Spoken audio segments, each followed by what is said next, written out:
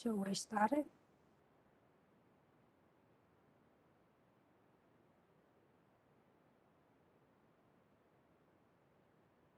Okay, Miss Me, go ahead. Start your session. Hello. Hello, agree? Yeah. Hello, everyone.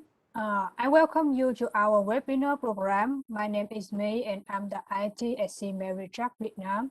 SEAMEO RETRAC is one of the SEAMEO centers in the region. SEAMEO RETRAC hosts a webinar since 2018 in collaboration with its sister center, SEAMEO Simolet, Indonesia. We are now in our webinar series 2021, and this is our fifth lecture in our webinar series 2021. Our topic for today is cooperative learning. Just a little housekeeping before we get started. Our webinar is video recorded. Please watch and listen to the video. The video takes less than 30 minutes. For your comment and question while the video is played or after watching the video, please type them in the control panel. I will bring them up to our lecture. The video is followed with the question and answer portion. The participant will receive the webinar certificate free of charge by completing the assignment 1 week after the webinar session. The guideline of the assignment is put at the end of this webinar. Now, without further ado, I will introduce to you our lecturer. Our lecturer is Dr. Anita C. Oplina. Dr. Oplina obtained a doctorate degree in educational planning and management in the Philippines. She was the assistant to the vice president of academic affairs at Xavier University, Philippines in 2014, the dean of faculty and academic affairs at Finmark Carrier de Oro College in 2015 to 2017, Philippines, and she holds the post of senior education specialist at SEAMEO RETRAC for a number of years now. She has been working as curriculum developer, instructional material designer, trainer, researcher, and lecturer. She is very passionate to advance the leadership and management skills of the teachers, school leaders, administrators, and school officials in Southeast Asia region required in the rapid and dynamic change of the learning environment in Asia and beyond. May I now give the floor to Dr. Anita?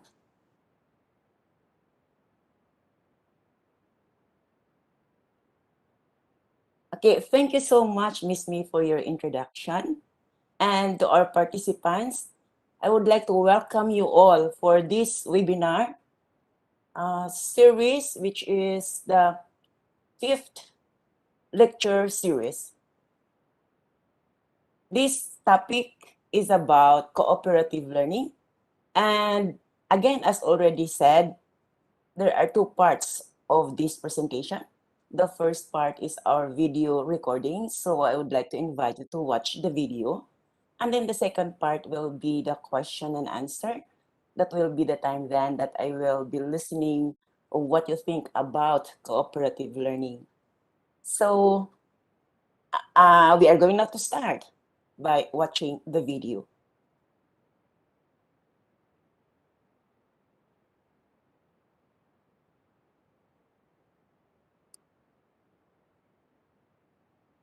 Greetings to everyone. Welcome to our webinar series 2021. Today's session is Lecture 5, Cooperative Learning. We will explore 3 key points about making cooperative learning works better in the classroom, which are as follows. What is cooperative learning? How do we get cooperative learning started? What are some common problems with cooperative learning and how to deal with the problems? What is cooperative learning? Cooperative learning is an instructional method in which students work in small groups to accomplish a common learning goal under the guidance of the teacher. Cooperative learning is more than merely having students sit together, helping the others do their work. Neither is assigning a group of students to work together, unless you are sure that all will contribute their fair share to the project. These structures involve 5 pillars which can be implemented in in a variety of ways. These 5 pillars differentiate cooperative learning from simply putting students into groups to learn. The 5 pillars of cooperative learning are: 1. Positive interdependence. 2. Face-to-face interactions. 3. Individual accountability. 4. Interpersonal and small group social skills. And 5. Group processing. Positive interdependence. Positive interdependence is an element of cooperative learning where members of a group who share common goals perceive that working together is individually and collectively beneficial, and success depends on the participation of all the members. Students work as cohesive groups to achieve the shared learning objectives. Students feel responsible for their own and the group's effort. Face-to-face interactions. Students promote each other's success by sharing resources.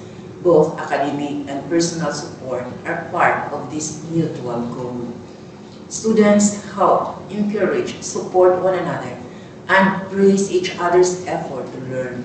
The environment encourages discussion and eye contact.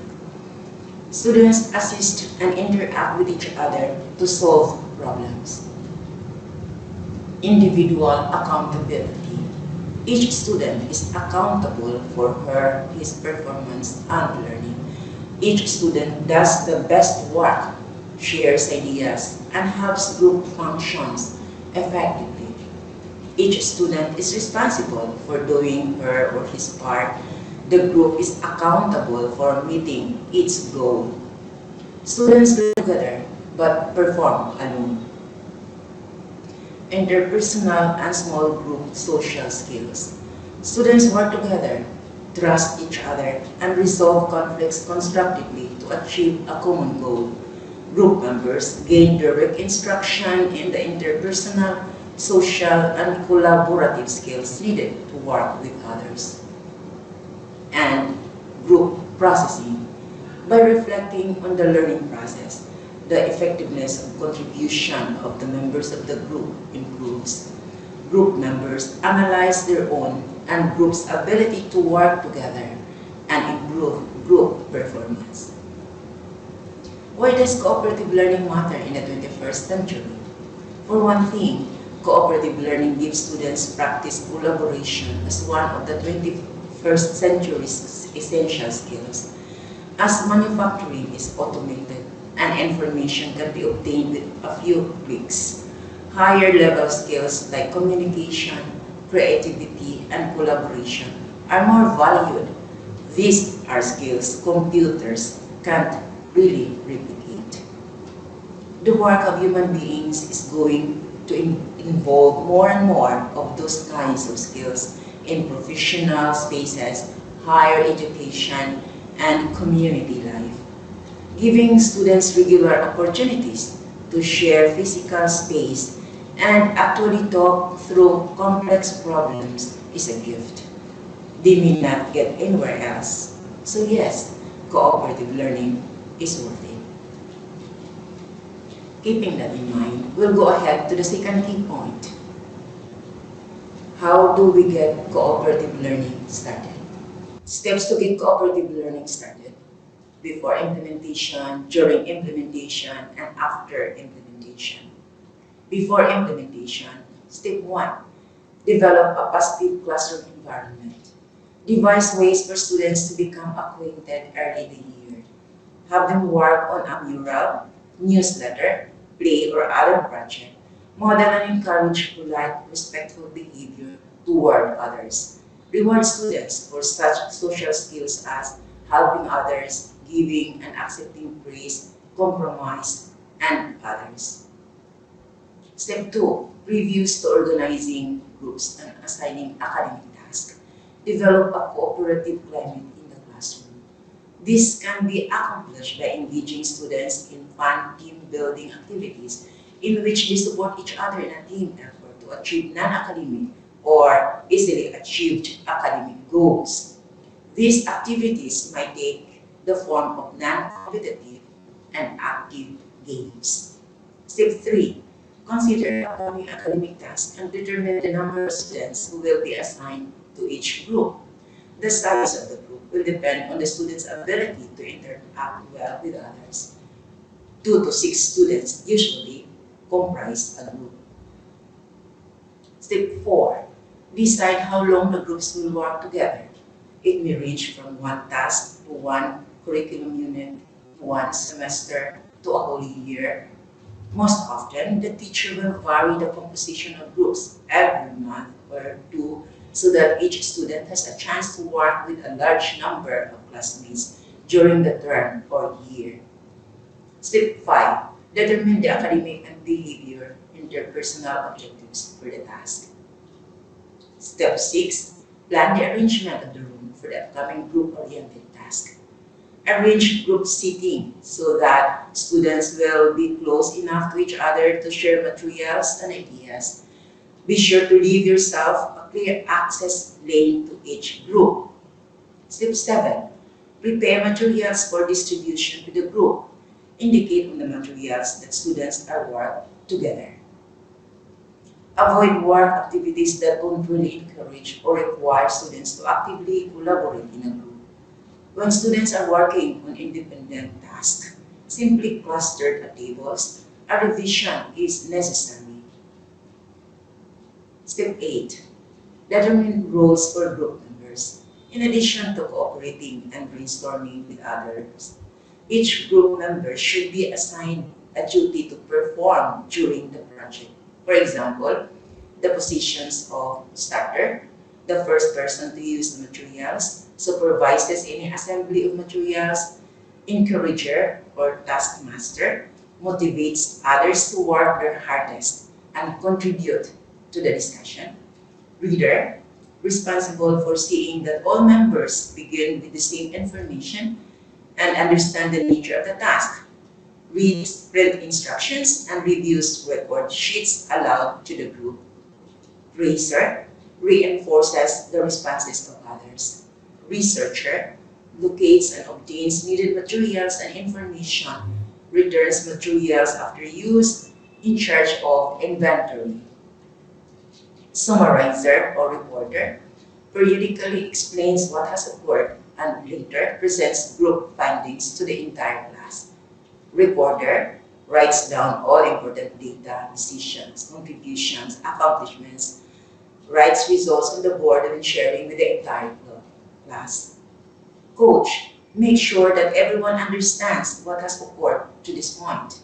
And checker assures that all have completed their task and looks for errors in data, writing, and others.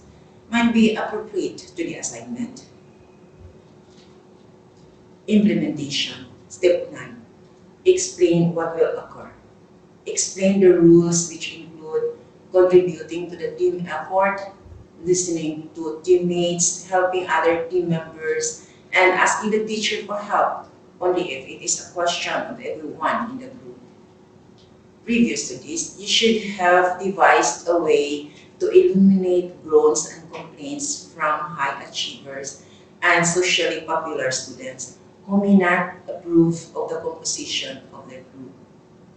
Arrange students into teams, at tables, or where desks have been pushed together. Step 10. Present and clearly explain the assignments that will probably take several class periods to complete. For example, make a collage of items that start with the letter L, or plan a play demonstrating how your national hero might react if he were to be brought through time to see your country as it exists today. Emphasize that positive interaction and cooperation will result in a group reward, and that meeting a set standard of performance beyond expectations will result in bonus points. Perhaps those points can be awarded frequently during the activity to motivate further cooperation. Consider allowing groups that finish early to assist slower groups. This helpful support of other teams can be promoted through the understanding that if all groups reach a preset level, more bonus points will be given. The evaluation standard should be criterion referenced using a rubric. Step 11. Avoid the temptation to lead the groups. Your role has changed from transmitter of knowledge to mediator of thinking. But praising and encouraging the less academically skilled team members is encouraged. Step 12. Monitor and assist as needed. Move among the groups to assure that they are actively engaged in the rules and following designated procedures. Do not answer student questions unless the group members are unable to resolve the issue by themselves. Intervene as necessary to promote positive interdependence among group members. Frequently reinforce positive group interaction. Step 13. Evaluate each group's performance or product. Grades might be assigned based upon the average performance of the group, thus promoting positive interdependence, or the effort, quality of performance of individual members in the execution of their duties. In many cases, each group decides how it will demonstrate what has been learned. Each group's work is judged on its own merit rather than in comparison with the outcomes of other groups. If intergroup competition is involved, perhaps the winning and most improved teams will receive a prize. Recognition might also be given to groups that were the quietest, weakest, neatest, most creative, and others. After implementation, step 14, have the learning group assesses how well they work together and discuss how they can improve their functioning and performance. Setting up for cooperative learning is difficult, but it is fascinating to witness each student's involvement in the learning process. However, cooperative learning, like any other teaching method, has drawbacks. This brings us to the third and last key point. What are some common problems with cooperative learning and how to deal with the problems? I would like to share with you 4 common problems of cooperative learning and how to deal with the problems. Problem 1. Student contributions are uneven, sometimes vastly uneven. This is the most frequently mentioned drawback teachers experience with cooperative learning. This problem shows up in different ways. The academically strong students end up doing all the work, while others slack off or give up because they can't find a way in. Or maybe students contribute an equal amount, but they don't actually work together. Instead, they just divide up the work, then copy off each other's papers. Unfortunately, many teachers assume this problem is caused by students not wanting to work together. But I think it often comes down to one critical issue. Students haven't been taught collaborative skills. How to deal with this problem? Explicitly teach collaborative skills. If students are going to do good collaborative work, they need to be explicitly taught collaborative skills. Teach these skills in the same way that you would teach academic material. Do role plays. Model the behavior you want to see. Do demonstrations of what not to do. If needed, reteach the skills throughout the year. Do not assume students have already been taught how to collaborate or that they should know better. Chances are very good that neither of these are true. Train students on collaborative skills by working on shorter, easier projects at first, then have students reflect on how well they collaborated. Only have them tackle a bigger project after they have mastered the collaborative skills. If you're going to teach collaborative skills, you need to identify what the skills are. One great set of resources come from PBL Works, where you can download rubrics for assessing collaborative work. Whether you use the rubrics to actually perform assessment or not, they can help you identify the skills needed for effective collaboration. Problem 2. interpersonal conflicts interfere with productivity. Sometimes students just can't get along well enough to work together.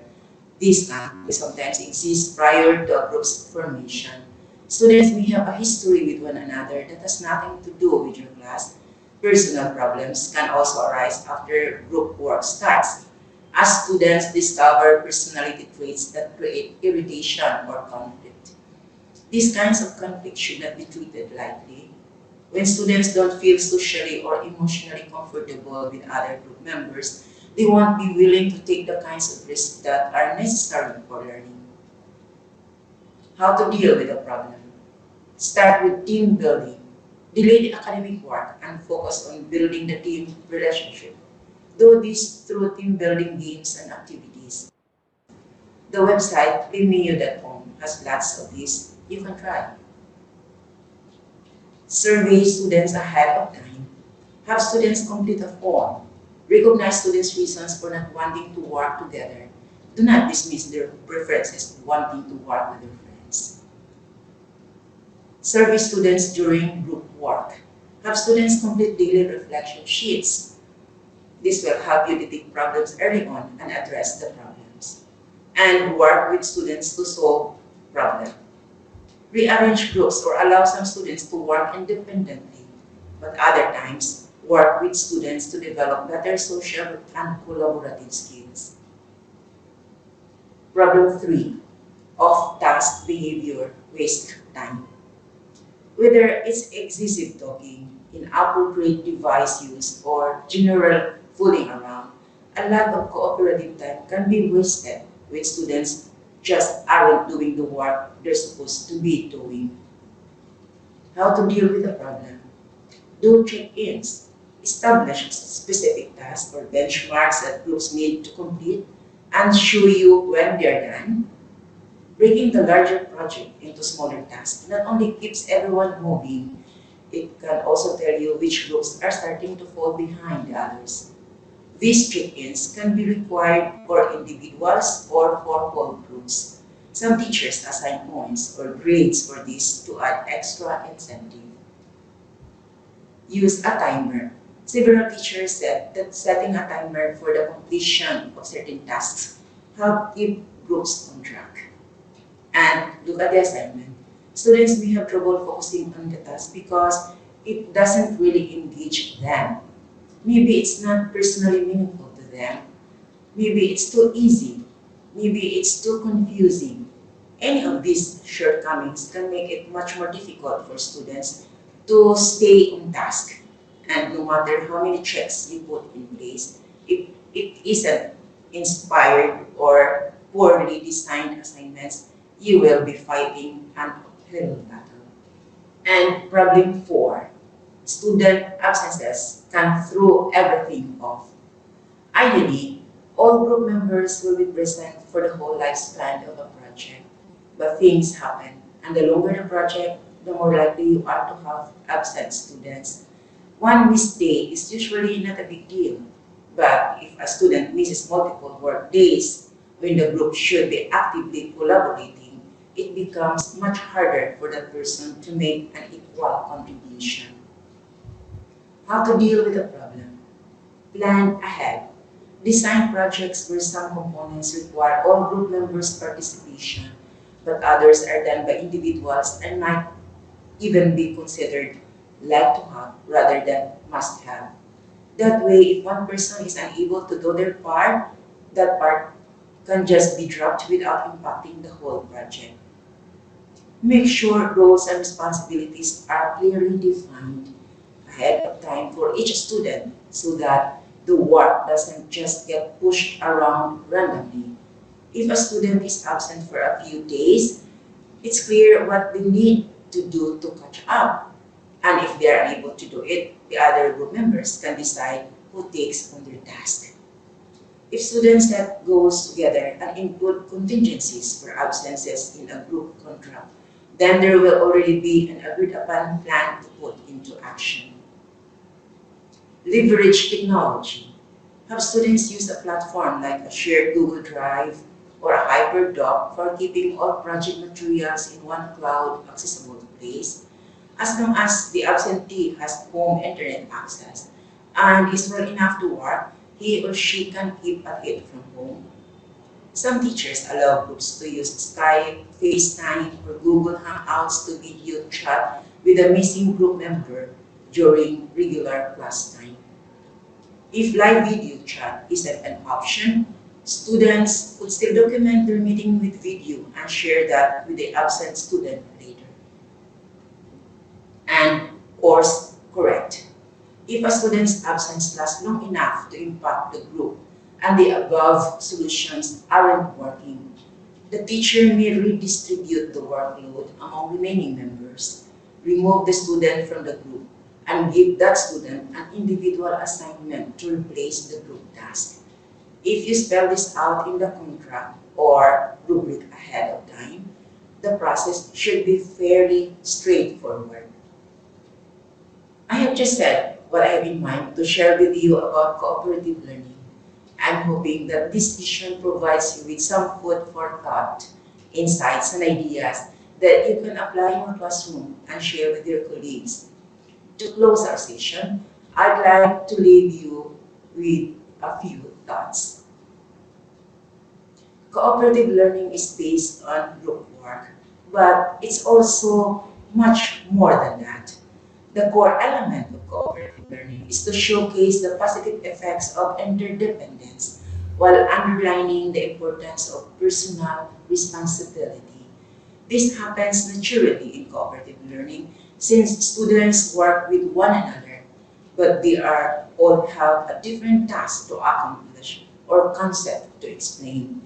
As a bonus, your students are being social while they are working in cooperative learning. That could be an advantage or disadvantage for you, depending on the class. Regardless, the experience of working socially can help students with soft skills, which is a nice bonus to cooperative learning in general. Thank you for joining us today.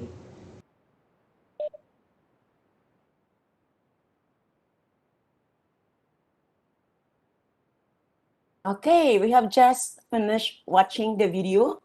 And before I will turn over the floor to Miss Me, our moderator, I'd like to remind you that this is our professional learning network. And we are here to be able to learn something in order to enhance our knowledge and skills that hopefully then we could apply in our own context, in our own school, and in our own classes. With that in mind, then, I'd like to invite you to share your ideas, your thoughts, and your experiences, or you can ask questions. And we're here to, I can as well invite you to help me answer the questions based on your experiences. So at this point in time, we are now in part 2. We are in the question and answer portion. I'd like to turn over the floor to Miss Me, our moderator. Miss Me? Thank you, Dr. Anita. And we will go ahead and take some time for question now. So if you have any question, please type them in the Q&A box or in the chat box. I will bring them up to Dr. Anita.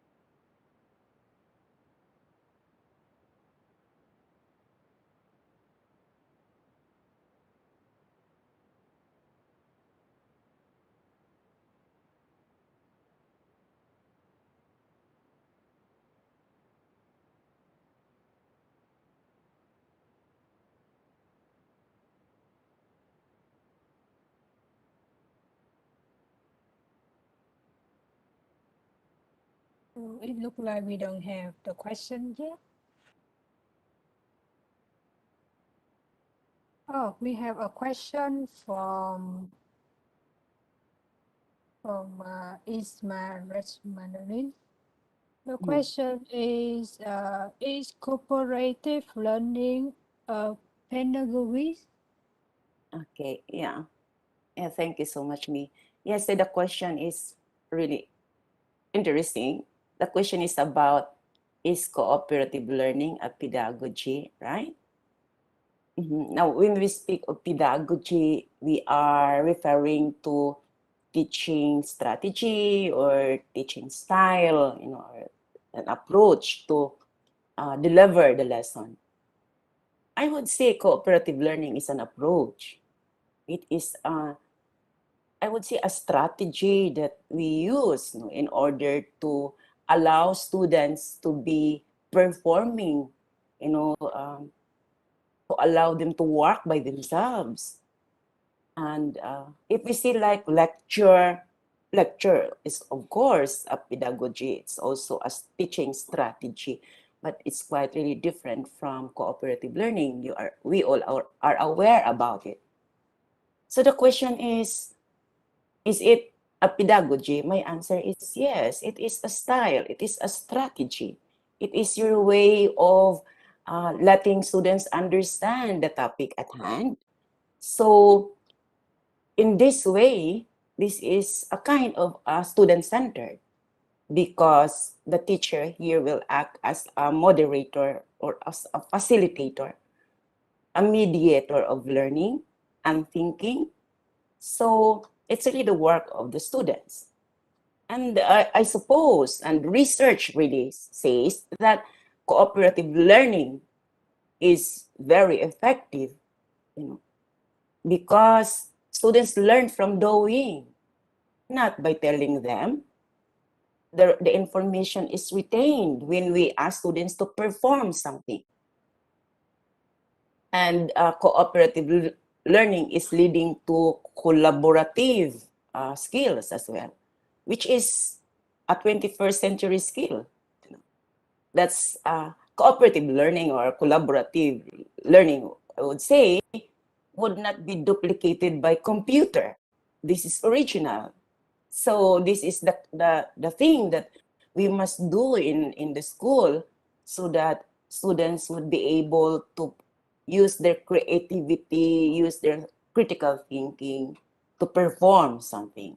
But as mentioned in my video, in a cooperative learning, each student must have a very specific task. You should assign a student a particular job, a particular role. So not one member of the group is idle. Each has something to do. They're going to report the output, the product of their assignment. So I hope I have answered you. Truly, it is a pedagogy. It's an approach to teaching. Thank you for that question. Okay, so we have here one from India. Welcome to our webinar. Summer Hamatia. Welcome. Nice to meet you here.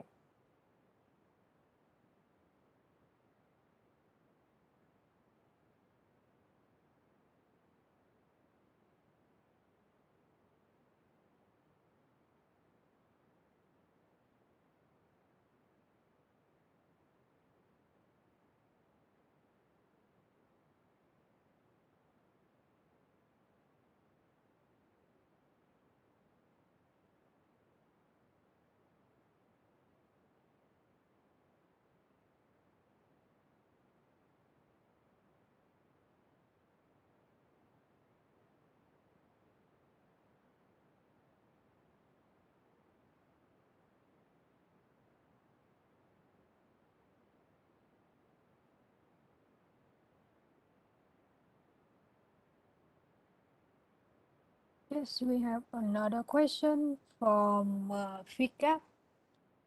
The question is how we get to apply cooperative learning in pandemic, but we must be to social distancing and how we get to apply in e-learning. Okay, very, very interesting question. That's really a big challenge on how are we going to apply cooperative learning now, during pandemic when we are teaching remotely. So we cannot really, go there and check our student, what the student is doing personally. But I guess through our, you are aware of that. We have different educational app, social media, right, that we can use. And we can do some like breakout session, or I don't know how you do that, but we can as well do the cooperative learning by assigning students to group, to work by groups, and then monitor them. I mean, giving them particular assignment. Each one must have an assignment. Now, what is the challenge in the cooperative learning is that if the teacher will give this kind of strategy or pedagogy to a student or to a group of students without giving them, guidelines. There must be like guidelines on what to do and how to do it. We don't just, divide our students into groups, then ask them, okay, this is the topic. You're going to do the following.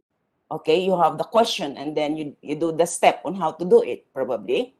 But you did not give time to let them understand what is cooperative learning and the role that each member of the group will do, so that there is kind of a teamwork, and each one will take time, take turn talking and doing that, not all just coming together in the group and then say and then quarrel each other, and you would not be able to listen from each other anymore. So there must be kind of guidelines when to talk and when not to talk, and what is your task, so each one is guided properly. Even if in the distance learning, I guess you can do that if properly trained, students are properly guided and trained on what to do. Because at the end of that group session, you will be asking for their product, for their output. And once the students would be guided properly, I guess students will be really doing it cooperatively, and they see the benefit of doing it together. And you have the way of monitoring them, through online. You can do that as well.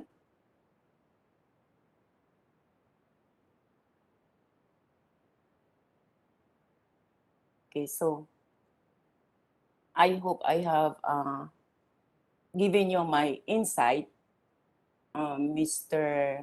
Sri. I don't know, Mr. Yeah. Yeah. Yeah. And another question from Sri Hendayani.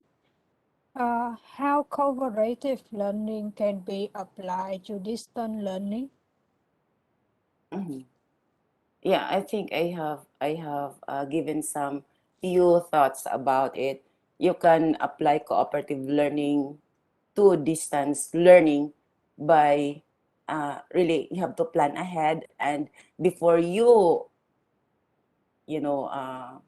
implement cooperative learning to your students, then have some guidelines. You should have a rubric as well, and guidelines on what to do and the task of each member of the group, and of course the time that they perform it. Cooperative learning can happen, term. It can happen usually not during the session, because you are going to allow your students to meet their group and discuss and share what they have gathered based on their assignment. So it will take much time, maybe 1 week or 2 weeks. That depend on the assignment that you have given them, the kind of assignment that you give. So you can still apply cooperative learning in distance education or remote teaching. But there will be a lot of preparation on your part as teacher.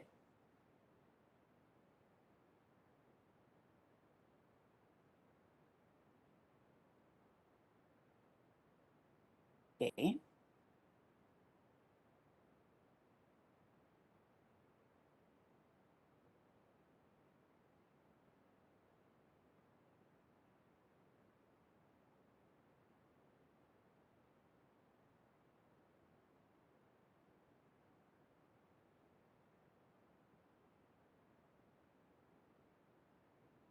And I hope my video presentation helps you to see the steps of implementing cooperative learning. I have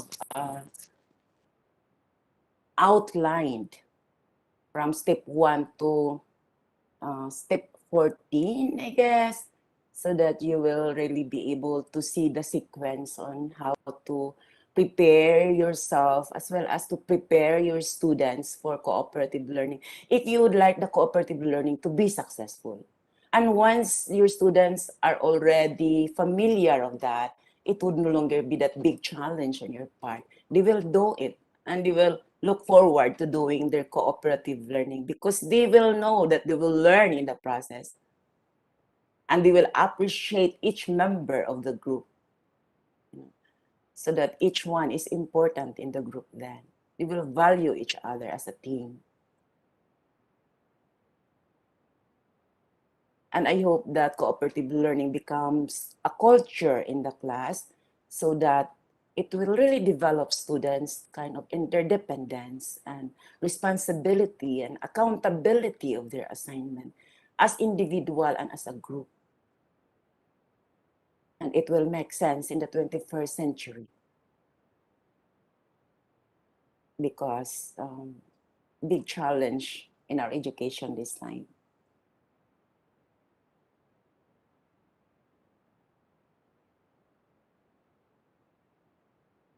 Okay, so there's here about like share your reference, cooperative learning, and a book or name of website link.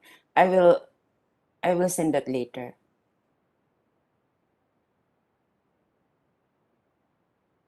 Okay, so we have here. Oh, this is one. Yep, we have another question. Is there a special strategy for online learning in learning with cooperative learning? Special strategy for online learning in learning with cooperative learning.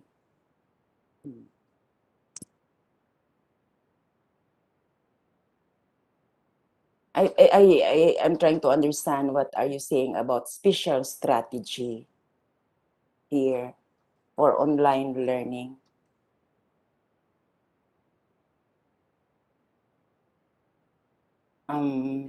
Maybe you are referring on,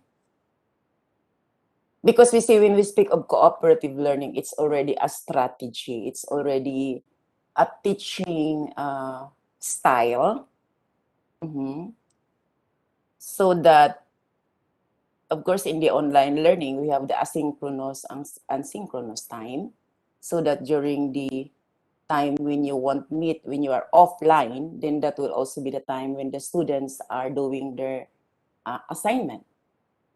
So when you come together during online session, then you will then talk and they are going to present their output, their product, and you discuss. And then you can as well ask them to like what they have learned in the process while doing the assignment and a kind of evaluation of their work performance as a group. So I guess that's what I would like to share with you about online learning strategy using cooperative learning. You have off and on, you have offline and online, so you can divide the time to allow your students to work on the project that you have assigned them. That can be useful in online learning. Yeah, and there are also assignments, I guess, that you can just ask students to work together during the session, but that that would depend on the kind of assignment, the kind of topic that you are interested, the students will learn, of course, based on your curriculum, the topic that you are dealing at hand. Yes, I hope I have answered your question. Still question me?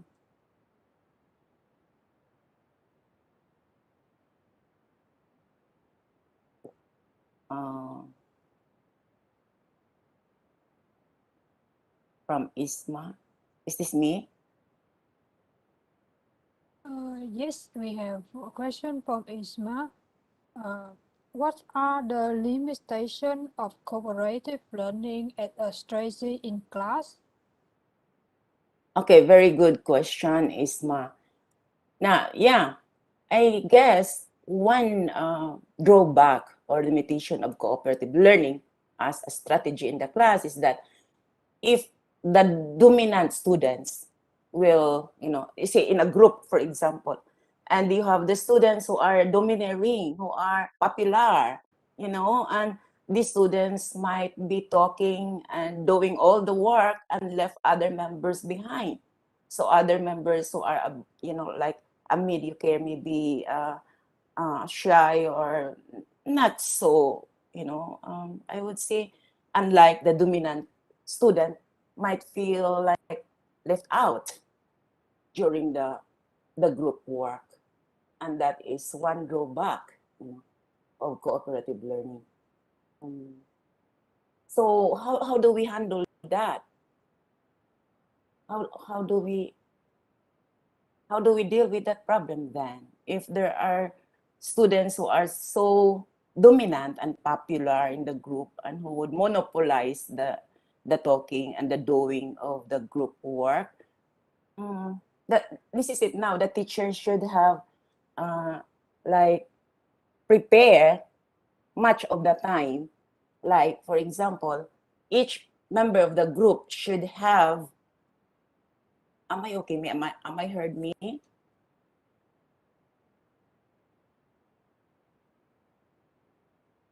Hello?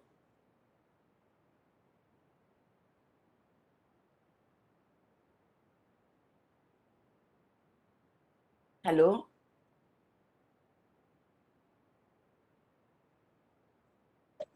I can hear your sound, Dr. Anita, but I think Miss Me have a problem with connection.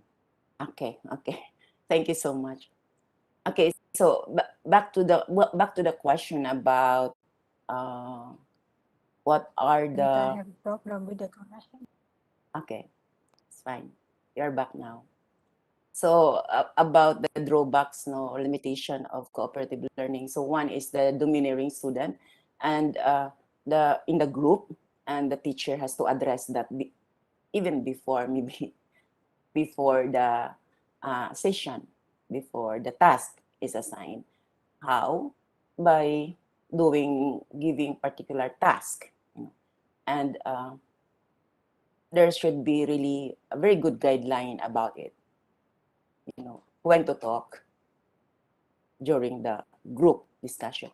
Another drawback will be will be the maybe some is the materials, the resources are not available. So situate that the materials, the resources for the group assignment are clear to students, and they should know what to do and how to do it. And another thing is the rubric. You should have the rubric so that the students know how they are going to be evaluated, how is their grade based upon, and so on. Okay, I hope I have answered your question.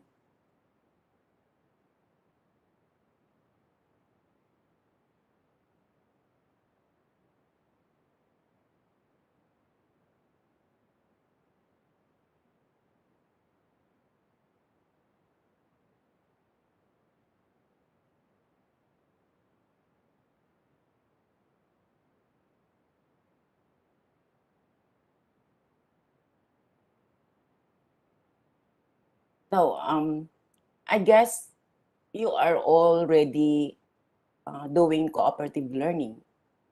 if I am not mistaken. You have done a lot of that in your classes. I wonder what are your experiences about. Perhaps you can share us your experience in conducting your cooperative learning in the class.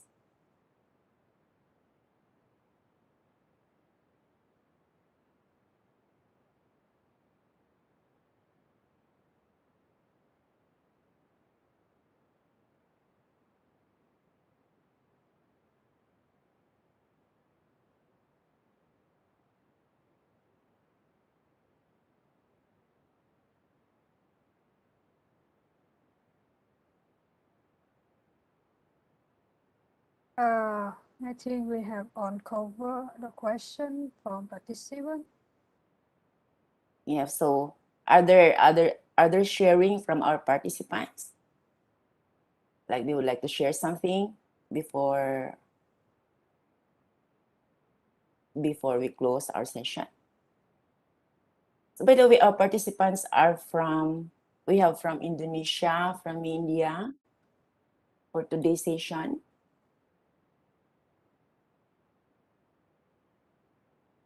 Yes. Okay. So, dear participant, if you want to get our material, we have sent you the link on the chat box. So you can get the material from e-training SEAMEO website. And about the assignment, it's also on the website, and you have a week to complete it. So after a week, Dr. Awita will mark it, and then we will send to you the e-certificate on the e-training website too. Yeah. I wonder our certificate for this month is not yet available, right? I mean, still in the process. Yeah, it's still in the process. Mhm.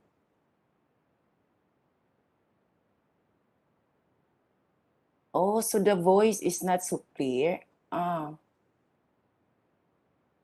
so sorry to hear that. Sri, how is that?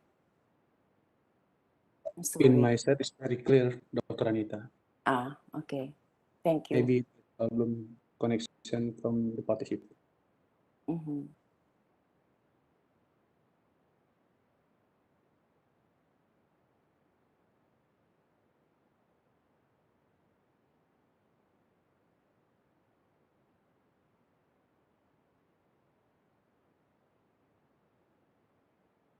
Yep. So it's looks like we have done on our question. So is there anything else you would like to cover before wrap up, Dr. Anita? No, I would like to really, first and foremost, thank you so much for being with us today. And I really appreciate your questions and your insights and your attendance. I'm pretty well understand that you have thoughts in mind about our topic on cooperative learning. And I hope that I have given you a piece of information about it that you can apply in your own context, in your own school, so that teaching and learning will continue and will be enhanced. So our students' learning process will be more fun and enjoyable, and that they will learn by doing through cooperative learning. And aside from that, also they will be able to develop the 21st century skills needed in our current educational paradigm. Thank you so much.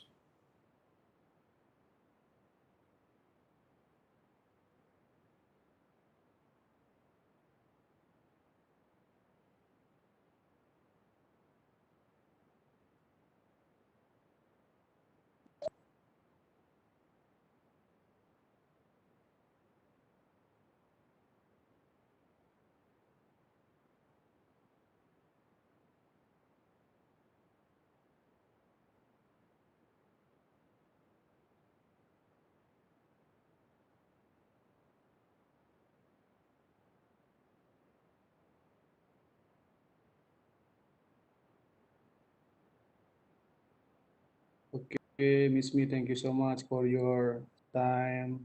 Thank you so much, Dr. Anita, for your sharing, for enlightening us. Very good experience material. And I just want to remind the participant, don't forget to fill the assignment in the link that we already sent to the chatting.